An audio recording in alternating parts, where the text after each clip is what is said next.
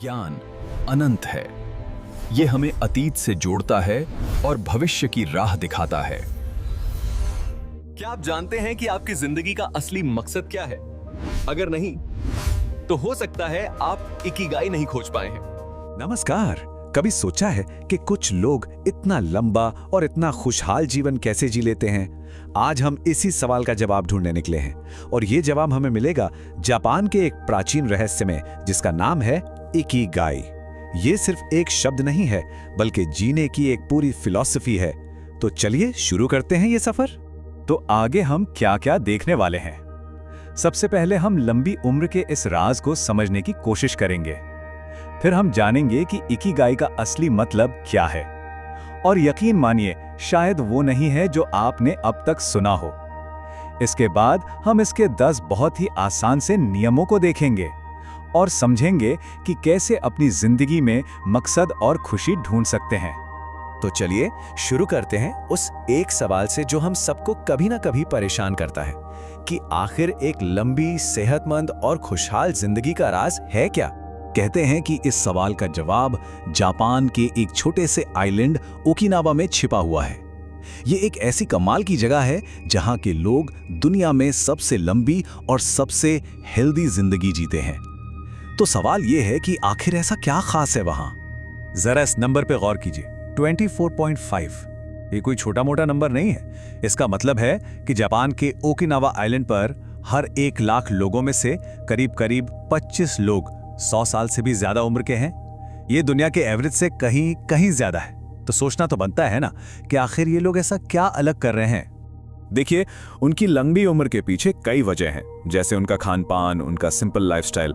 लेकिन एक्सपर्ट्स का मानना है कि इन सब से ऊपर जो एक चीज है वो है एक खास जापानीज फिलॉसफी, जिसे वो कहते हैं इकिगाई। तो सवाल ये है कि आखिर ये इकिगाई है क्या, और जो कुछ भी हम इसके बारे में जानते हैं, क्या वो पूरा सच है? चलिए इस पॉपुलर मिथ के पीछे की असली कहानी को समझते हैं।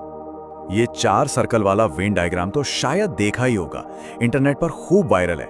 ये दिखाता है कि जहां आपका पैशन, आपका प्रोफेशन, आपका मिशन और आपका वोकेशन, ये चारों चीजें आकर मिलती हैं, बस वही आपका इकिगाई है। पर कहानी में एक ट्विस्ट है। ये जो फेमस डायग्राम है ना, ये असल में इकिगाई का ओरिजिनल जापानीज कॉन्सेप्ट है ही नहीं। ये तो एक वेस्टर्न इंटरप्रिटेशन है जो काफी बाद में बनाया गया। तो फिर फर्क क्या है दोनों में?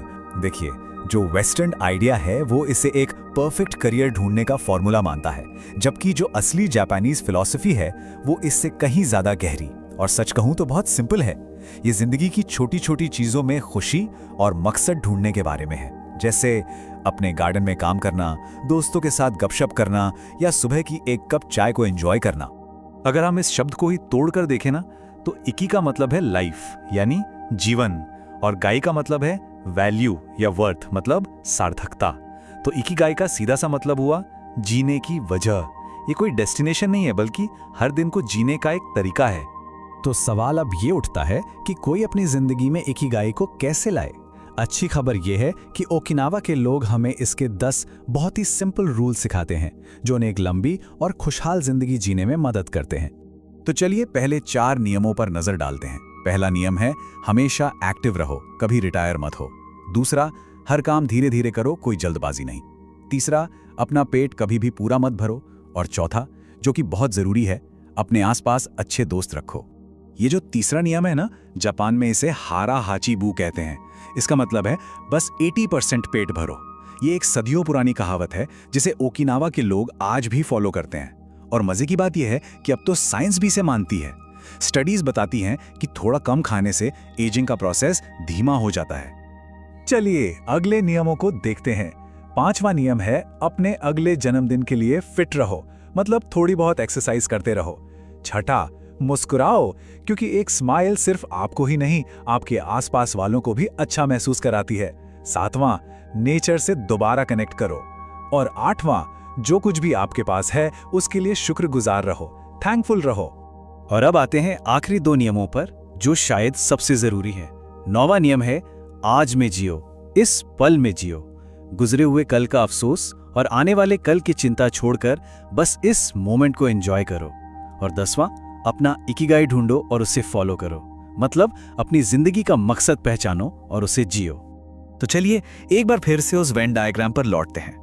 हाँ, ये इकिगाई की ओरिजिनल जापानीज परिभाषा नहीं है, ये हम जान चुके हैं, लेकिन खुद को समझने और अपना मकसद ढूंढने के लिए ये एक बहुत पावरफुल टूल हो सकता है। ये डायग्राम हमें खुद से 4 बहुत जरूरी सवाल पूछने को कहता है। वो क्या है जो करना आपको बहुत पसंद है? आप किस काम में अच्छे हैं? इस दुनिया को आपकी किस चीज की जरूरत है और आपको किस काम के लिए पैसे मिल सकते हैं? जब इन चारों सवालों के जवाब एक जगह आकर मिल जाते हैं तो एक पर्पसफुल जिंदगी का रास्ता साफ दिखने लगता है। और पता है, मकसद की ये तलाश सिर्फ जापान तक ही सीमित नहीं है, ये एक यूनिवर्सल चाहत है।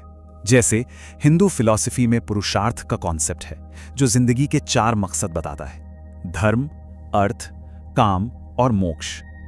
ये कितनी कमाल की बात है ना कि कैसे अलग अलग कल्चर्स एक पूरी और मीनिंगफुल लाइफ के लिए एक जैसी ही वैल्यूज को इंपॉर्टेंस देते हैं। तो आखिर में अपनी इकिगाई को जीना, इसका मतलब क्या है? सबसे जरूरी बात यह है कि इसे किसी खजाने की तरह ना देखें जिसे एक दिन ढूंढ लिया और बात खत्म। नहीं, ये एक सफर है, कोई मंजिल नहीं। इकिगाई एक प्रोसेस है, कोई फाइनल रिजल्ट नहीं।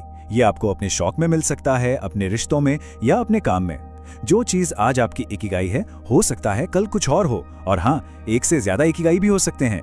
ये जिंदगी के साथ साथ बदलता रहता है, इवॉल्व होता रहता है। तो इस पूरी बातचीत से खास बातें क्या निकल कर आती हैं? पहली, वो जो फेमस वेन डायग्राम है वो एक अच्छा टूल है, लेकिन असली इकिगाई उससे कहीं ज्यादा गहरी चीज है। दूसरी, सच्ची इकिगाई रोज की छोटी छोटी खुशियों में छुपी होती है। तीसरी, ओकिनावा के वो 10 नियम हमें एक लंबा और खुशहाल जीवन जीने का प्रैक्टिकल रास्ता दिखाते हैं। और सबसे जरूरी बात, मकसद की तलाश एक सफर है जो जिंदगी भर चलता है। तो आखिर में मैं बस एक सवाल के साथ इस बात को खत्म करना चाहूंगा कि सुबह उठने की आपकी वजह क्या है? क्या है वो चीज जो हर सुबह बिस्तर से उठने के लिए आपको हिम्मत देती है? सोचिएगा जरूर। उम्मीद है आपको ये वीडियो पसंद आया होगा। इकिगाई के बारे में अधिक जानने के लिए यहाँ क्लिक करें और हमारे चैनल को सब्सक्राइब करना न भूलें। नमस्ते।